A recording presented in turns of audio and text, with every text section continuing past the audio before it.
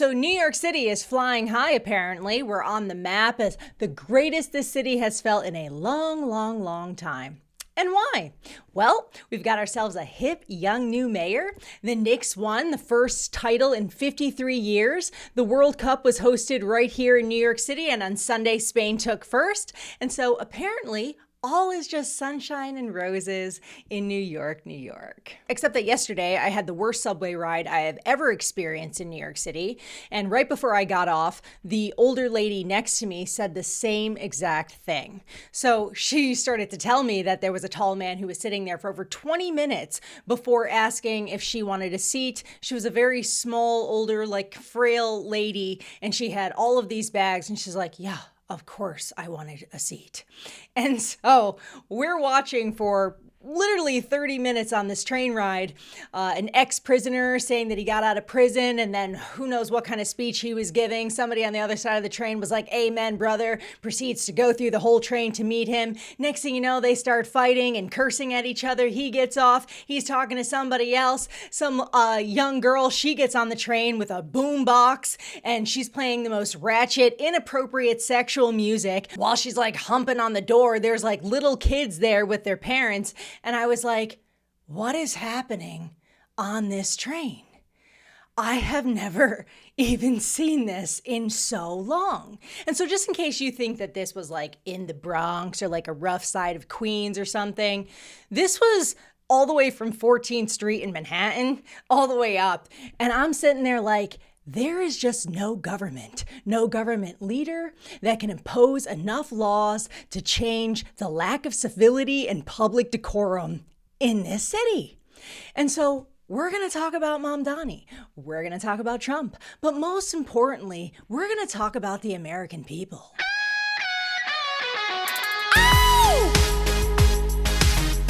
If you don't live in New York City and you only use social media, you may think that maybe you want to move here and, because you've been for the past few months, we've just seen that New York City is the coolest city in the world. Apparently, people from all across the world, they came for the World Cup and now they're enchanted with America. They can't believe they have to go. What confuses me about a city or a nation when somebody says that it's amazing is my baseline question is, are there amazing people there? Because let's say a city has a great infrastructure, but the people are terrible. Do you really want to be there? Government can't fix human behavior, but the root of the civic decay here in America is from our hyper-individualistic, consumer-driven mindset that politicians go into office, we elect them into office, and they give us, the individual, what benefits us, the individual, like a vending machine, with no concern for the general public or the greater good, the civic greater good. No concept of community. Now, this is not new. My thumbnail did say modern bread and circus. Okay, so that term, it was coined by a man named Juvenal. He was a Roman satirical poet, okay? He said this in one of his satires, Satire 10.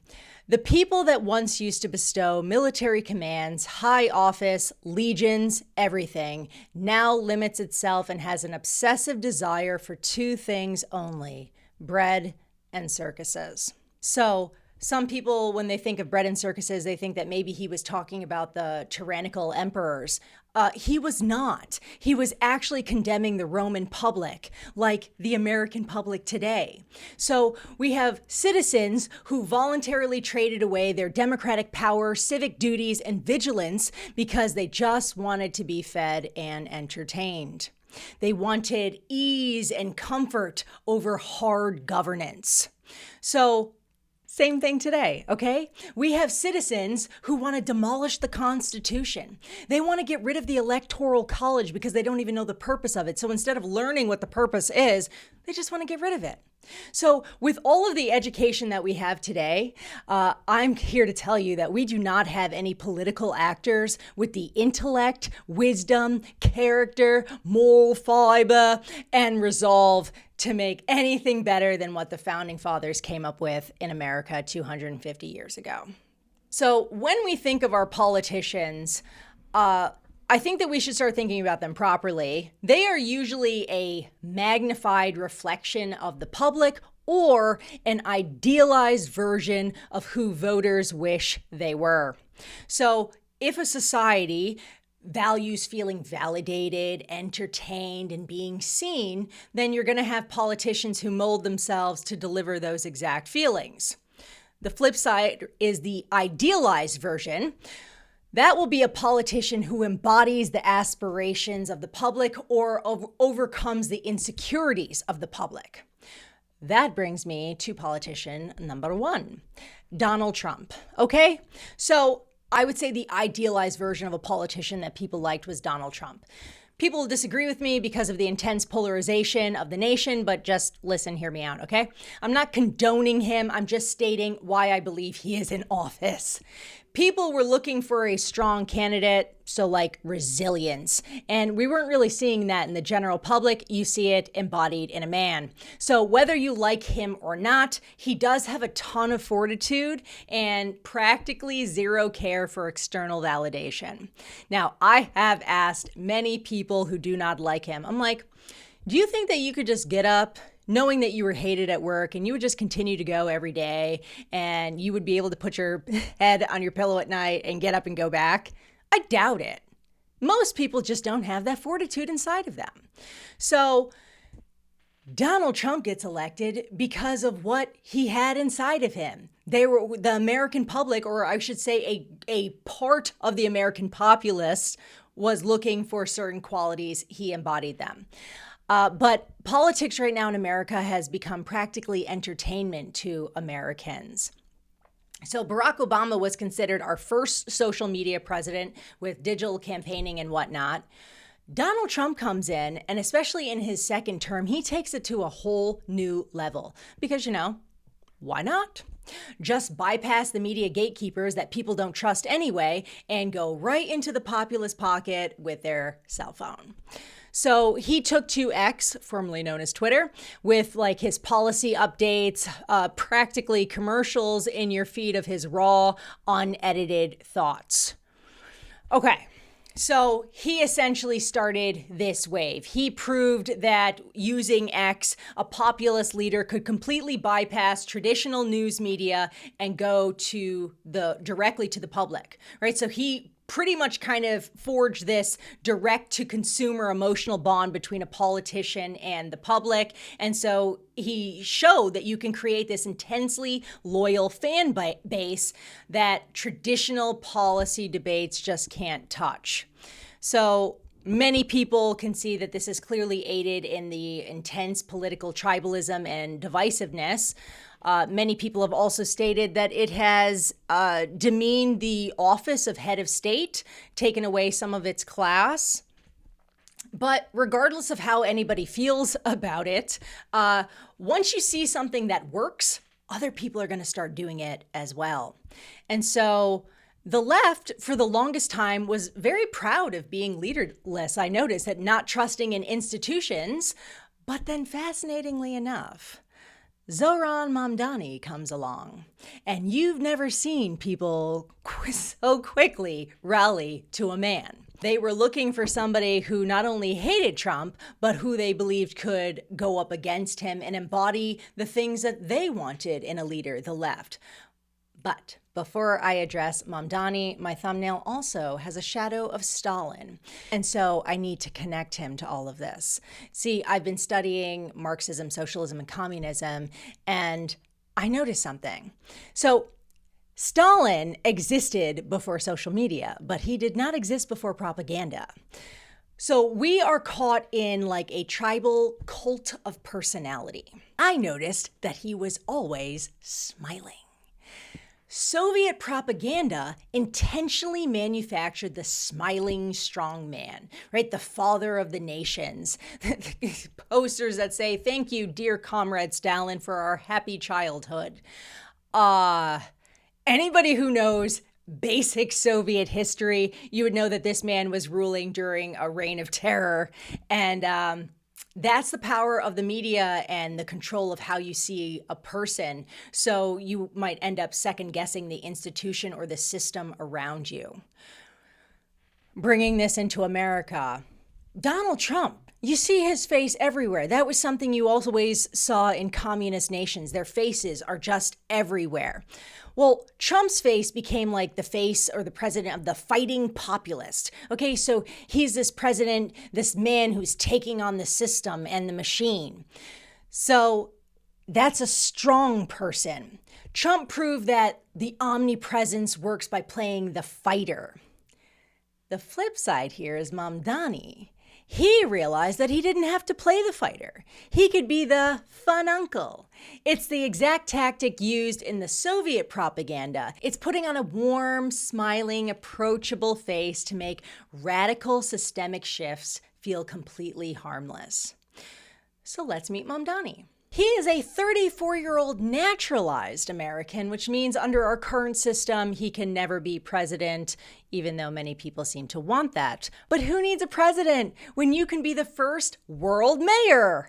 Okay, so Zohran Mamdani, he is the left's ultimate answer to this playbook, this strategy of parasocial politics, okay? He has mastered the art of omnipresence. What Stalin did, what Trump has been doing, his face is everywhere.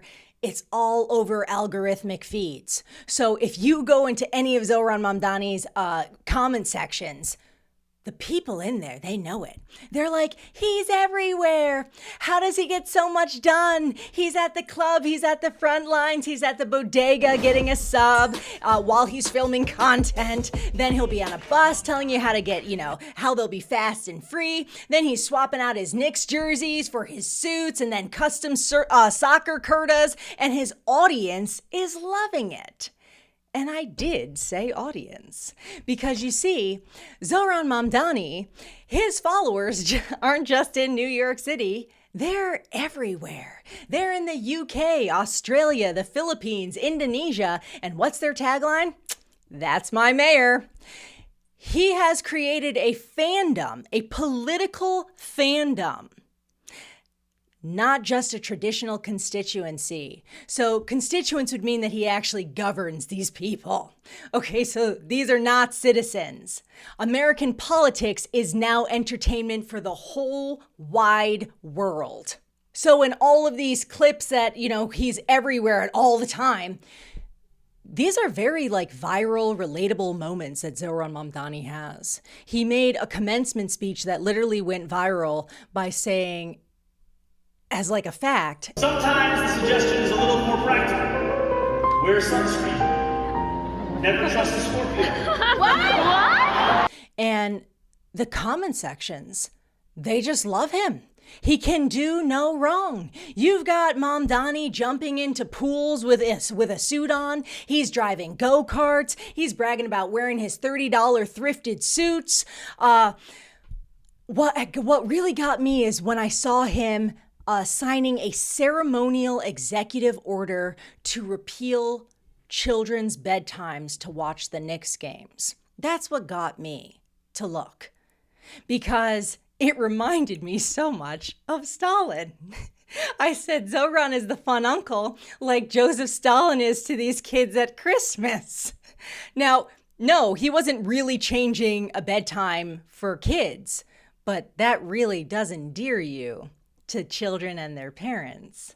I know for a fact that Zohran Mamdani does not care about astrology. It is a pseudoscience. Sorry, it just blew up your worldview.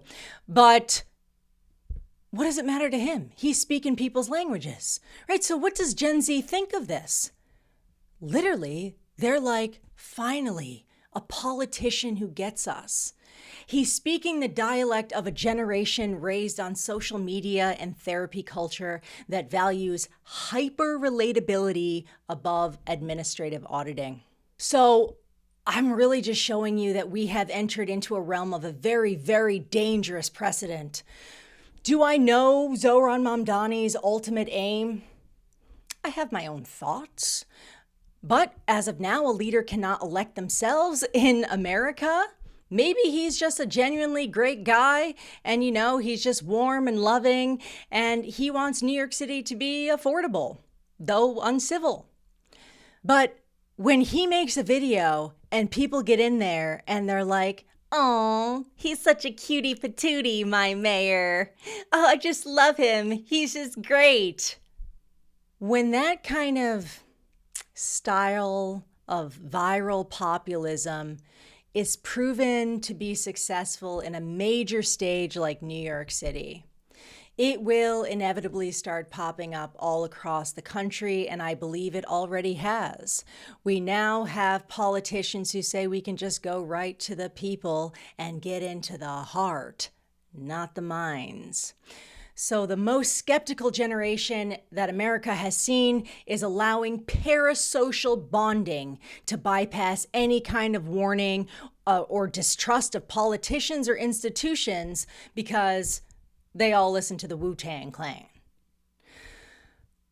So, Americans, it is our civic duty as citizens to look past the smiles, look past the viral memes and tweets and the opinions of other people who are not inside our country, and demand real governance with real government accountability. I'm not saying that anybody went into office and did absolutely nothing.